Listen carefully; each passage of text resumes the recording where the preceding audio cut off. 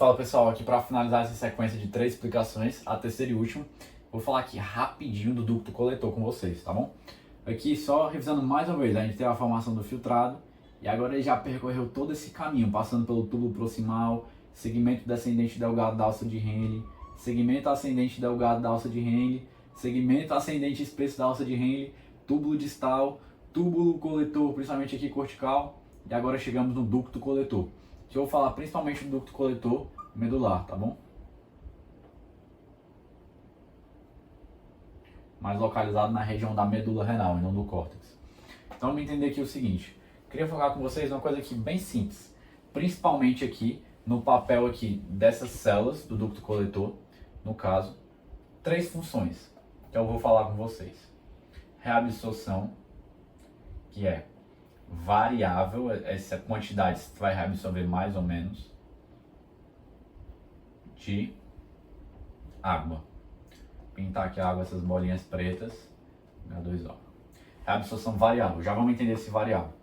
Também é responsável pela secreção de H+, e também aqui outro papel muito importante aqui seria a reabsorção de uma parte parcial da ureia. Vamos entender aqui como é que isso se dá. Focando principalmente no que eu acho que é o mais importante, que é justamente focando inicialmente, principalmente nessa parte aqui da reabsorção variável de água. Como é que isso ocorre? Aqui essa bolinha preta eu já tinha até deixado, eu vou falar com vocês da ação do hormônio chamado ADH, que também pode ser chamado de vasopressina. O ADH, que é o hormônio antidiurético, tá bom? Hormônio antidiurético. Ele vai, vamos pensar aqui só pelo nome para facilitar quando a gente estiver estudando, a lembrar a função desse hormônio. Vai ser um hormônio que vai ser contra a diurese. Se ele vai ser contra a diurese, o mecanismo dele vai ser o quê? Reabsorvendo água.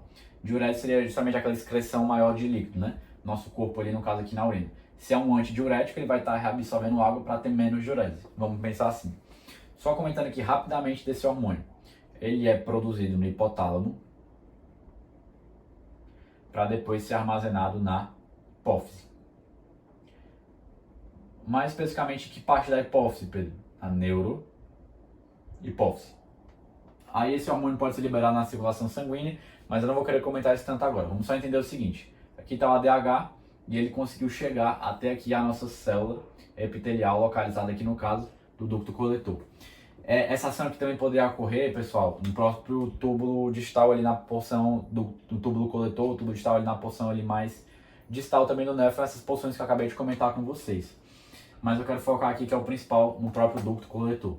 Esse ADH pode agir aqui nessas células e esse ADH vai estimular nessa membrana o quê? Aqui o ADH agindo na célula. Vai estimular aqui a expressão de alguns canais. Vou botar assim que fica melhor.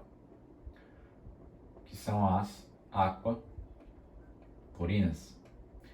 Se está estimulando aqui justamente a inserção maior desses aquaporinas na membrana aqui apical dessas células aqui do ducto coletor, a água vai justamente entrar e ser melhor reabsorvida.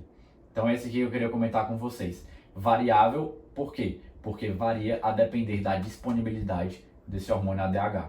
Então vai reabsorver mais água aqui no ducto coletor se a gente tiver mais ADH. Vai reabsorver menos se a gente tiver menos ADH. Então isso vai determinar se a urina vai estar mais concentrada, ou seja, se não tiver muito ADH, não está reabsorvendo, melhor dizendo, se tem muito ADH, se está reabsorvendo muita água, a nossa urina vai estar mais concentrada.